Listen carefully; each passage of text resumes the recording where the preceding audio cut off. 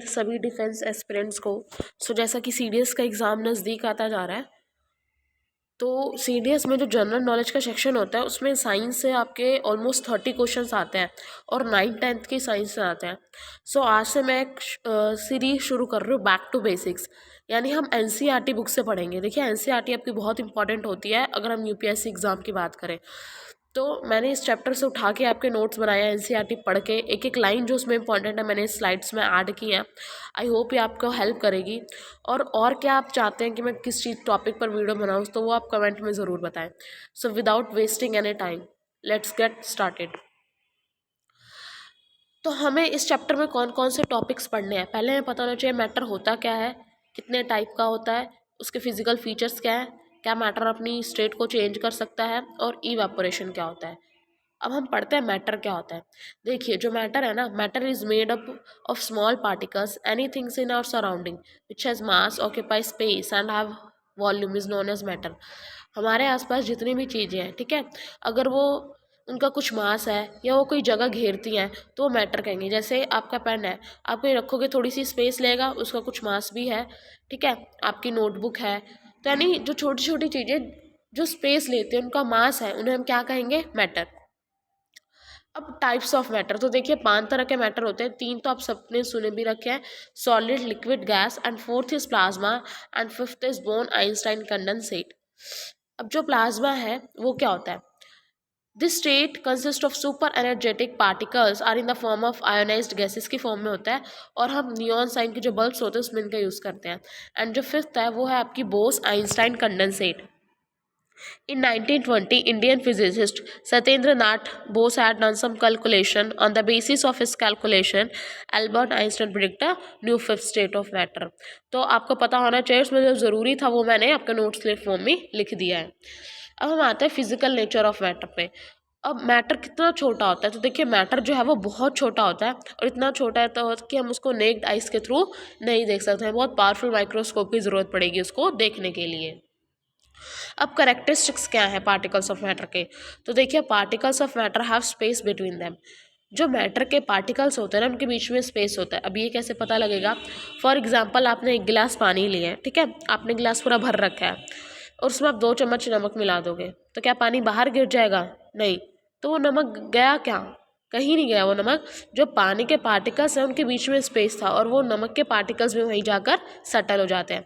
Next है particles of matter are continuously moving. जो particle of matter है वो मूव करते रहते हैं हमेशा, क्योंकि इनके अंदर काइनेटिक एनर्जी होती है, और जैसे टेम्परेचर बढ़ाते हैं काइनेटिक एनर्जी भी बढ़ने लग जाती है। और नेक्स्ट है आपका particles of matter of attract each other, कि जो मैटर के पार्टिकल्स होते हैं एक दूसरे को अट्रैक्ट करते हैं। अब ये कैसे समझे, फॉर एग्जांपल आपने टैप खोली और अपने टैप पे फिंगर रख दी, तो पानी ऐसे चारों डायरेक्शन में फैलने लग जाता है, और जैसे आप फिंगर हटाते हो तो पानी फिर वही एक धारा में गिरने लग जाता है, जो क्या शो करता है कि पार्टिकल्स ऑफ मैटर में फोर्स ऑफ अट्रैक्शन होता है, जो ताकि वो एक दूसरे को अट्रैक्ट करते हैं। नेक्स्ट हम पढ़ते हैं सॉलिड स्टेट। अब सॉलिड स्टेट कैसा होता है, देखिए जो सॉलिड स्टेट है फिक्स्ड शेप एंड साइज है, डेफिनेट वॉल्यूम होता है, रिजिड होते हैं, कंप्रेसिबल नहीं होते, और सॉलिड के पार्टिकल्स के बीच में बिल्कुल भी स्पेस नहीं होता है।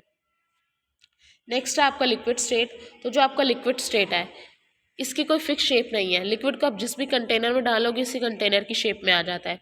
फिक्स्ड वॉल्यूम है, फ्लूइड होते हैं बट रिजिड नहीं है। नेक्स्ट है आपका गैसेस स्टेज। जो आपके गैसेस हैं, ठीक है, वो हाईली कंप्रेसिबल होते हैं। जो गैसेस के पार्टिकल्स उनमें सबसे ज़्यादा स्पेस भी होता है, इनकी भी कोई फिक्स शेप नहीं है, और ये डिफ्यूजिंग की प्रॉपर्टी को बहुत ज़्यादा शो करते हैं, मतलब डिफ्यूज़ हो जाते हैं किसी दूसरी चीज़ में बहुत जल्दी। अब हम इस टेबल के थ्रू समझ लेते हैं। प्रॉपर्टीज़ मैंने सारी लिखी हुई कि शेप, वॉल्यूम, कंप्रेसिबिलिटी, डेंसिटी कितनी है, काइनेटिक एनर्जी ऑफ पार्टिकल्स और फ्लूइडिटी। अब है सॉलिड, लिक्विड और गैस। तो देखिए जो सॉलिड है उसका शेप फिक्स होता है, वॉल्यूम फिक्स होता है, इनकम्प्रेसिबल, सॉलिड्स को हम कंप्रेस नहीं कर सकते, डेंसिटी बहुत हाई होती है, काइनेटिक एनर्जी ऑफ पार्टिकल्स लो होता है, मतलब मूव तो करते बट आपको बहुत ज़्यादा टेम्परेचर यूज़ करना पड़ता है, ठीक है, और फ्लूइड नहीं होते। लिक्विड्स, शेप इनकी फिक्स नहीं होती, वॉल्यूम फिक्स होती है, लिक्विड्स हैं जो कंप्रेसिबल नहीं होते, डेंसिटी इनकी मॉडरेट होते हैं, और लिक्विड्स में काइनेटिक एनर्जी हाई होती है कंपेयर टू सॉलिड्स, और ये इजीली फ्लो हो जाते हैं। वहीं जो गैसेस हैं उसकी ना ही फिक्स शेप है, ना ही फिक्स वॉल्यूम है, हाईली कंप्रेसिबल होते हैं, डेंसिटी बहुत लो होती है, काइनेटिक एनर्जी बहुत हाई होता है और फ्लूइडिटी ये भी इजीली फ्लो करते हैं। अब आपका नेक्स्ट क्या आता है कि can matter change it's state, क्या जो मैटर है वो अपनी स्टेट को चेंज कर सकता है? तो इसका आंसर है जी हाँ। कब? जब effect of change of temperature, जब टेम्परेचर में कुछ बदलाव किया जाए। पर जैसे कि लिखा हुआ है on increasing the temperature of solids the kinetic energy of the particles increases and the particles start vibrating with greater speed, कि जब हम किसी सॉलिड का टेम्परेचर बढ़ाते हैं तो काइनेटिक एनर्जी भी धीरे धीरे बढ़ने लगती है, पार्टिकल ज़्यादा तेज़ी से मूव करने लगते हैं। और अ stage is reach when the solid melts and convert into liquid, और फिर एक ऐसी स्टेट आती है कि जब सॉलिड आपका मेल्ट होके लिक्विड में पहुंच जाता है, और इसी स्टेट को हम क्या कहते हैं? Melting point. The minimum temperature at which a solid melts to become a liquid at the atmospheric pressure is called its melting point. Next है आपका कि जो the melting point of solid होता है वो इंडिकेशन होता है किस चीज़ का? Strength of forces of attraction between its particle, क्यों दिखाता है कि कितनी स्ट्रेंथ है, ठीक है। और ये आपसे स्टैटिक क्वेश्चन है बट पूछ सकता है कि the melting point of ice कितना होता है, तो आपका 273.15 केल्विन होता है। अब आता है लेटेंट हीट। अब आपने देखा होगा इसमें दो चीज़ें आ रही है, लेटेंट हीट ऑफ वेपोराइजेशन और लेटेंट हीट ऑफ फ्यूजन। तो ये होता क्या है? लेटेंट हीट क्या होता है? Latent heat is the amount of energy absorbed और released by a substance when it changes phase at a constant temperature. Latent heat वो एनर्जी होती है जो या तो कोई सब्सटेंस एब्जॉर्ब कर लेता है और रिलीज करता है, कब? जो अपनी आप कह लो कि पोजीशन को या अपने मैटर को चेंज कर रहा होता है। The amount of energy that is required to change 1 kilogram of solid into liquid at atmospheric pressure at its melting point is known as the latent heat of fusion। जब आप 1 kg solid, ठीक है, आपका liquid में change हो जाए atmospheric pressure को, तो उसको हम क्या कहेंगे? Latent heat of fusion. और वही जब आपका 1 kg ऑफ सॉलिड आपका लिक्विड में चेंज हो जाए तब हम उसको क्या कहेंगे? आपका लेटेंट हीट ऑफ वेपोराइजेशन। यहाँ पर एक गलती, आप इसको करेक्ट कर लेना, ठीक है। वेपोराइजेशन क्या होता है? जब आपका लिक्विड गैस में होता है, तो जब आपका 1 kg लिक्विड, ठीक है, गैस में कन्वर्ट हो जाएगा तो उसे हम क्या कहेंगे? Latent heat of vaporisation. अब है inter conversion of 3 states of matter. देखिए ये बहुत इंपॉर्टेंट है, इससे क्वेश्चन डायरेक्ट बन सकता है आपका कि जब हम लिक्विड को गैस में चेंज करते हैं तब हम क्या बोलते हैं? वेपोराइजेशन। और वही गैस जब लिक्विड में हो तो कंडेंसेशन, सॉलिड गैस में हो तो सब्लिमेशन, गैस अगर सॉलिड बन रहा हो तो डिपोजिट करके बनता है तो डिपोजिशन, सॉलिड लिक्विड में हो रहा है तो फ्यूजन, और लिक्विड सॉलिड में हो रहा है तो सॉलिडिफिकेशन। अब आपने कहा होमवर्क क्या? आप कमेंट सेक्शन में मुझे सॉलिडिफिकेशन का, फ्यूजन का, वेपोराइजेशन का, कंडेंसेशन का, सब्लिमेशन का, डिपोजिशन का एक एक एग्जांपल देंगे। थोड़ा मैं आपके साथ यहाँ डिस्कस करते हूँ, ठीक है। जैसे लिक्विड सॉलिड का तो बहुत आसान है कि लिक्विड को सॉलिडिफिकेशन करना, आइस क्यूब बनाना। वही सॉलिड को अगर हम धूप में रख दें आइस क्यूब को तो वो लिक्विड में बन जाते हैं फ्यूजन, और वही लिक्विड को ज़्यादा देर तक धूप में रखेंगे तो वेपर बन के उड़ भी जाएगी, ठीक है।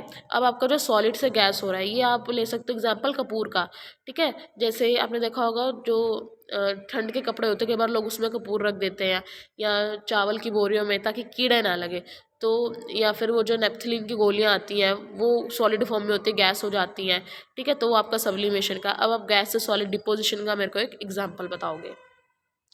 नेक्स्ट है इवेपोरेशन, बहुत इंपॉर्टेंट है ये। The phenomenon of change of a liquid into vapours at any temperature below its boiling point is called evaporation. वो फिनोमिना जिसमें आपका लिक्विड डायरेक्ट वेपर स्टेट में चला जाता है बिलो इट्स बॉइलिंग पॉइंट, ठीक है, बिना बॉईल किए, तो वो आपका क्या होगा? इवेपोरेशन। इवेपोरेशन करता क्या है? इवेपोरेशन कॉजेज कूलिंग, और इवेपोरेशन को हम सरफेस फिनोमिना बोलते हैं। क्यों बोलते हैं? क्योंकि जो इवेपोरेशन किस किस में इफेक्ट करता है? सरफेस फिनोमिना क्यों बोलते हैं? क्योंकि जो इवेपोरेशन है सरफेस एरिया से कहीं ना कहीं वो आप कह लो इफेक्ट होता है। कैसे होता है? फॉर एग्जांपल जैसे हम कपड़े सुखाते हैं, ठीक है, तो आपने देखा होगा हम कपड़े हमेशा फैला के सुखाते हैं, ऐसे टांग दें सूख तो जाएगा बट बहुत लेट सूखेगा, हम फैला के सुखाते हैं क्योंकि जब सरफेस एरिया इंक्रीज़ हो जाता है इवेपोरेशन का रेट भी इंक्रीज़ हो जाता है। तो ये बात आप नोट करने वाली है। क्या नोट करने वाली है? कि अगर इवेपोरेशन इंक्रीज़ हो रहा है कब होगा? जब सरफेस एरिया भी इंक्रीज़ होगा। अगर आपका सरफेस एरिया इंक्रीज़ होगा तो इवेपोरेशन का रेट भी इंक्रीज़ होगा। दूसरा एटमॉस्फेयर, एटमॉस्फेयर कैसे इफेक्ट करता है? देखिए एटमॉस्फेयर टेम्परेचर, ह्यूमिडिटी, ये तीनों कहीं ना कहीं इसको बहुत ज़्यादा इफेक्ट करते हैं। फॉर एग्जांपल सर्दियों में कपड़े लेट सूखते हैं, ठीक है, बारिश के मौसम में लेट सूखते हैं, गर्मी में जल्दी सूखते हैं। क्यों? क्योंकि एटमॉस्फेयर, टेम्परेचर, ह्यूमिडिटी या कि रेट ऑफ इवेपोरेशन को क्या करते हैं, इफेक्ट, और विंड। अगर हवा चलती है तो आपने देखा होगा कपड़े जल्दी सूखते हैं। तो ये सारे फैक्टर्स ऐसे हैं जो आपके इवेपोरेशन को इफेक्ट करते हैं। अब कुछ और इंपॉर्टेंट पॉइंट्स जो मैं आपको बताना चाहूँगी, मैंने यहाँ पे लिखे हैं। मेल्टिंग पॉइंट ऑफ आइस मैंने आपको पहले ही बता दिया था, 273.15 15 केल्विन, और 0 डिग्री सेल्सियस आपका बराबर होता है 273.15 केल्विन। अब आपको कुछ यूनिट्स याद होनी चाहिए, ठीक है, जैसे टेम्परेचर की केल्विन है, ठीक है, और सिंबल क्या है के, लेंथ की मीटर सिंबल एम, मास की किलोग्राम सिंबल केजी, वेट के न्यूटन यूनिट एन, वॉल्यूम की क्यूबिक मीटर m3, डेंसिटी की आपकी केजी मीटर और पावर है इसकी -3, प्रेशर की पास्कल और यूनिट होती है इसकी पीए। और दूसरा इंपॉर्टेंट चीज़ क्या है, ठीक है, आपका जो -40 डिग्री है, ठीक है, वो सेल्सियस और फ़ारेनहाइट, ये कैसी यूनिट है तो दोनों में बराबर होते हैं। कौन सी यूनिट? -40 डिग्री। तो ये आपके क्वेश्चन हो सकते हैं। दोबारा मैं आपको फटाफट एक बार रिवीजन करवा देती हूँ कि हमने इस चैप्टर में क्या क्या पढ़ा है। यहाँ हम एक बार रिवीजन करते हैं, ठीक है, आप मेरे साथ रिवीजन करिए। हमने पढ़ा है कि मैटर क्या होता है। मैटर क्या होता है कि जो चीज़ का मास हो और स्पेस ऑक्यूपाई करे। फिर हमने देखा मैटर कितने टाइप के होते हैं, तो हमने देखा 5 तरह के होते हैं, solid, liquid, gas, plasma, Bose Einstein, condensate, ठीक है। और उसके बाद हमने क्या देखा, जो मैटर होते हैं वो बहुत ही ज़्यादा स्मॉल होते हैं, इतने स्मॉल कि हमारी इमेजिनेशन के भी परे है, और उसको देखने के लिए हमें माइक्रोस्कोप की ज़रूरत पड़ती है। फिर हमने क्या देखा कि क्या मैटर अपनी स्टेट चेंज कर सकता है। जी हाँ, कब कर सकता है? जब उस पर या तो फोर्स ज़्यादा अप्लाई हो जाए या हम टेम्परेचर को बढ़ा दें। और चीज़ हमने क्या देखी है कि जब टेम्परेचर इंक्रीज़ होता है तो काइनेटिक एनर्जी भी इंक्रीज़ होती है। फिर हमने क्या पढ़ा है, आपका लेटेंट हीट ऑफ फ्यूजन, ठीक है, फ्यूजन क्या होता है और वेपोराइजेशन क्या होता है। फिर हमने देखा आपका इवेपोरेशन क्या है, जो कि एक सरफेस फिनोमिना है। फिर इवेपोरेशन कौन कौन सी चीज़ें इफ़ेक्ट करती हैं। फिर हमने क्या पढ़ा है, थोड़ी सी आपकी जो स्टैटिक चीज़ें हैं पूछ सकते हैं। मेल्टिंग पॉइंट ऑफ आइस पढ़ा है, आपका 0 डिग्री सेल्सियस किसके बराबर होता है वो पढ़ा, यूनिट्स पढ़ी है। और सेल्सियस और फ़ारेनहाइट कब इक्वल होते हैं? जब -40 डिग्री होता है। So thank you so much for watching the video, और कमेंट सेक्शन में ज़रूर बताइएगा कि आपको ये वीडियो कैसी लगी है। और नेक्स्ट जो वीडियो होगी वो सेकेंड चैप्टर की होगी। टिल देन बाय बाय, जय हिंद, अपना ध्यान रखिए और CDS की तैयारी करते रहिए।